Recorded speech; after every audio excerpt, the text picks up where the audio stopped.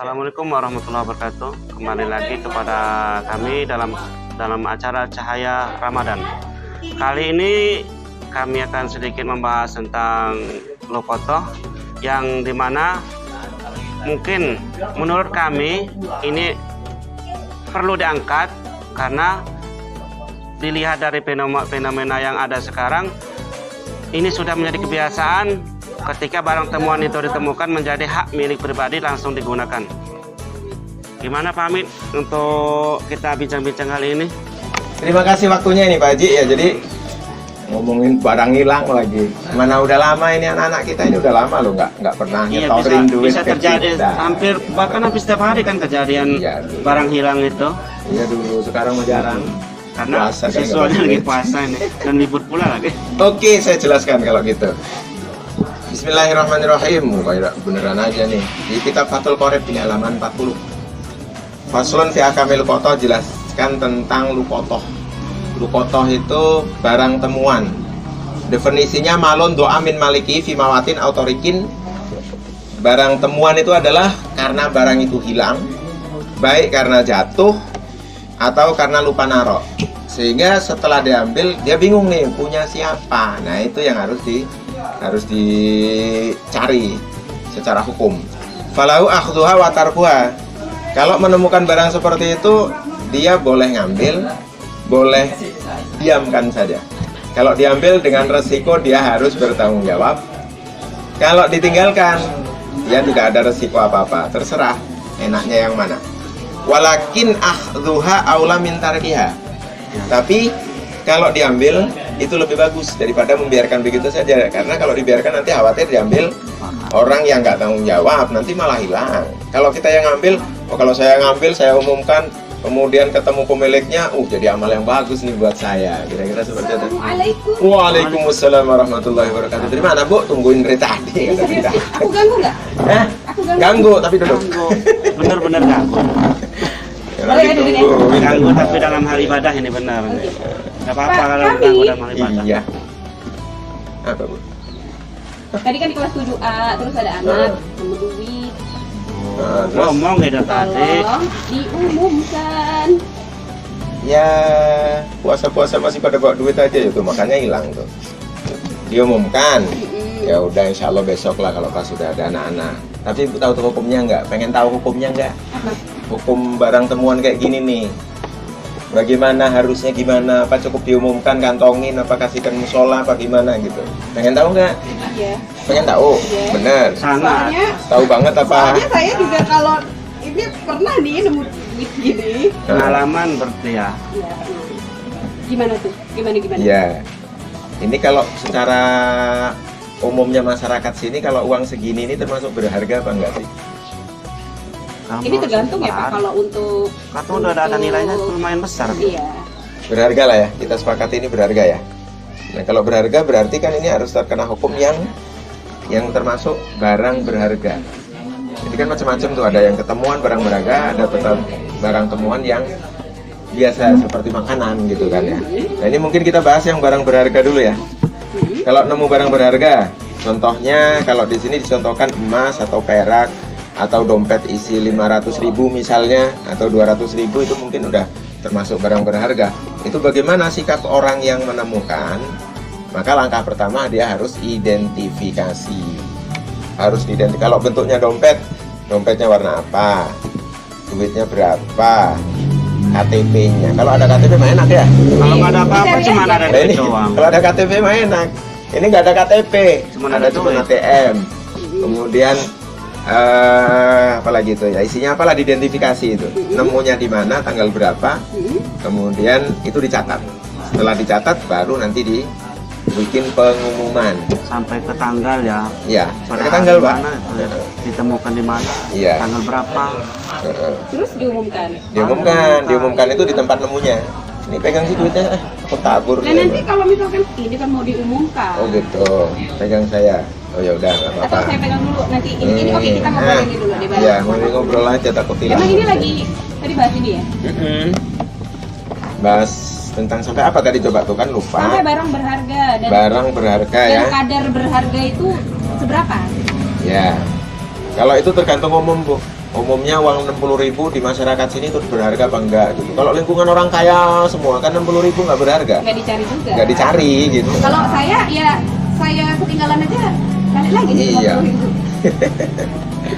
Nah ini jadi tadi udah ya tentang identifikasinya. Setelah diidentifikasi maka diumumkan.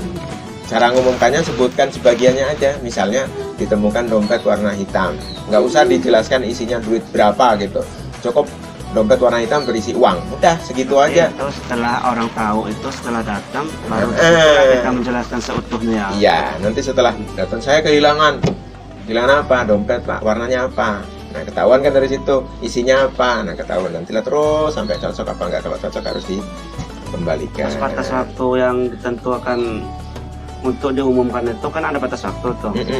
Nah setelah batas waktu itu selesai, apakah itu menjadi hak atau gimana? Nah itu kan batas waktunya setahun itu Ci. Jadi setelah nemu diumumkan sampai 1 tahun. Kalau belum 1 tahun ada yang pemiliknya ya langsung kasihkan. Bahkan setelah lewat 1 tahun pun itu tetap harus dikasihkan karena barang temuan itu kayak barang titipan. Kalau kita kepepet gimana Pak Ali? Iya misalnya nih kita nemu. Terus kebetulan kita Lagi yang Itulah untuk beratnya kepepet. kita nemu.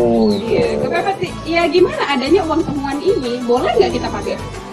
Kalau secara hukum sebenarnya nggak boleh sebenarnya tuh. Tapi kalau udah saking kepepetnya nggak ada yang lain, asal dia punya niat untuk mengembalikan kapanpun orang itu datang nggak apa-apa.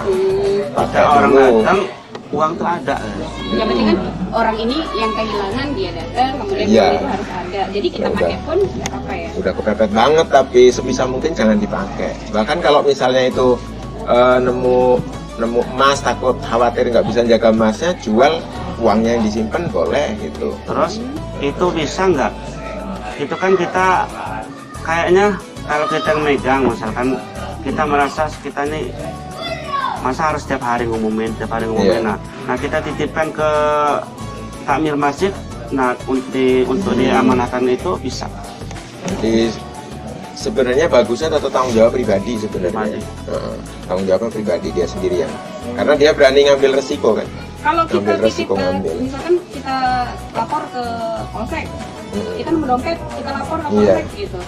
Ya itu termasuk salah satu usaha kita untuk mencari si pemilik gitu kan. Berarti Boleh. boleh kan kita Boleh. serahkan tanggung jawab kita yang tadinya kan itu menjadi tanggung jawab kita, kemudian Iya. kita serahkan ke Ah. orang yang menurut kita lebih bisa nih bertanggung jawab Iya. terhadap barang tersebut. Berarti Betul. boleh ya? Boleh. Ya, seperti di sekolahan itu nemu uang laporkan Contohnya gurunya gitu. Ini tadi. Jadi kan ini saya Iya. serahkan ke Pak Hamid, karena saya anggap bahwa Pak Hamid yang bisa bertanggung jawab atas Oke, ini. kita lanjut. Nah, kita lanjut ke sini. Jadi melebar Lanjut ke ya? sini ya, melebar banget nanti. Sampai apa tadi? Nah, ngumumkannya tadi ya, udah. Terus jika pemiliknya nggak ada sampai 1 tahun, kan kewajiban ngumumkan 1 tahun. Fa'ilam yajid sohibu ba'da tarif yasanatan karena lahu ayat al-malaka bisa digoman. Barang itu boleh dimiliki dengan syarat dia tetap bertanggung jawab jika pemiliknya datang. Gitu. Kalau 1 tahun belum pemiliknya nggak datang juga, ya udahlah, lama amat 1 tahun saya pakai. Tapi dengan catatan nanti ketika si pemiliknya datang dia wajib mengembalikan. Dan cara memiliki barang temuan dia harus ngomong barang ini menjadi milik saya. Nah, itu baru menjadi milik dia. Setelah itu baru dipakai. Gitu. Itu nggak bisa sembarangan loh. Pak, kalau ini Harus ada tuntunan ya, benar-benar apa ya. namanya? Oh, mau lanjut dulu deh, nanti aja nanya. Ya. Coba siapa tahu nemu kan setelah ini. Yang ini ya. Lukotoh itu ada 4 macam. Yang barang yang ditemukan itu ya. Ada yang sifatnya awet, seperti emas, perak. Itu kan awet nih, sampai bertahun-tahun nggak ada masalah. Nah itu yang hukumnya kayak tadi. Ada yang lukotoh itu malaya bako ala dawam, yang tidak lama umurnya. Di sini dicontohkan katoam seperti makanan. Iya. Di jalan Iya. nemu lambang sari. Ketawa Pak Dwi. Nemu lambang sari 10. Gimana ini? Ya, Habis Kalau nggak bisa ambil riung aja atau di lagi. jalan. Nah, itu. iya. Kalau kita ambil kita galau nih, waduh bakal Iya. bareng temuan nih. Pas lagi lapar lah. makanan yang basah ya. Mukhayyarun baina khislata ini. Dia ada 2 hukum. Boleh akluhu makan wa gharamu akluhu wa gharmuhu. boleh makan, tetapi tetap tanggung jawab kalau nanti pemiliknya datang. Gimana caranya? Ya lambang sarinya dimakan, tetap diumumkan, ditemukan lambang sari sekian, nanti pemiliknya datang. Kayaknya yang 10 lambang sari itu dikembalikan lagi, atau seharga lambang sari. Jadi hukum barang yang ditemukan atau jenis barang yang ditemukan itu ada yang sifatnya awet seperti emas dan perak, itu hukumnya yang di atas tadi dijelaskan. Ada juga yang barangnya tidak awet. Kalau di sini bahasanya malaya bako ala dawam, katoam arutop. Yang barangnya tidak awet seperti makanan basah. Makanan basah. Maka hukumnya ada mukhayyarun baina khislataini. Milih antara dua. Yang pertama makan, kemudian dia sanggup mengembalikan yang dimakan, atau mengembalikan nilainya kalau dijual, au bai'uhu wa hafidhu thamanahu, atau dijual kemudian dia menyimpan uang hasil penjualannya gitu, ila zuhuri malikihi, sampai dengan jelas pemiliknya, dengan cara diumumkan itu tadi di Facebook misalnya, telah ditemukan lambang sari 10 di jalan dan seterusnya gitu. Tapi itu batas itu tetap ya itu ya. Iya. Walaupun karena itu tadi berbeda dengan Kadar yang pertama kan sama, ya. sama, Ini tetap kan 1 aja tahun pemilik. itu. Itu Tetap 1 tahun, cuman bedanya kan ini boleh langsung dinikmati gitu ya. Kalau yang tadi kan nggak boleh. Kalau belum 1 tahun berarti belum kan? Betul. Yang ketiga ya, saya lanjut ya. Oke. Wasali sumaya bako bi'ilajin. Yang ketiga itu sesuatu yang bisa awet tapi perlu penanganan. Contohnya nemu makanan basah yang sifatnya apa ya? Kayak kalau di sini sih contohnya kurma atau anggur basah kan bisa dikeringkan. Menemukannya masih basah. Kalau dibiarkan aja kan busuk. Maka usaha si penemu lah dikeringkan. Setelah dikeringkan disimpan. Nemu cengkeh karung. Ya, nemu cengkeh. Itu biar awet, dia jemur, diurus gitu. Maka di sini faya fa'alu ma fi al-maslahah min bai'ihi, maka dia boleh memilih yang kira-kira maslahat. Boleh dijual dan jaga harganya. Misal 100.000 simpan, atau dikeringkan kemudian disimpan ila zuhuri malikihi, sampai ada pemiliknya. Tapi menunggu pemilik. Jadi masa 1 tahun itulah yang diinikan, masa-masa masa tunggu untuk, kalau misalnya tadi kan lambang sari tapi kemudian dijual, kemudian kan jadi bentuk uang. Uang itu boleh dinikmati, uang itu bila dipakai setelah 1 tahun gitu.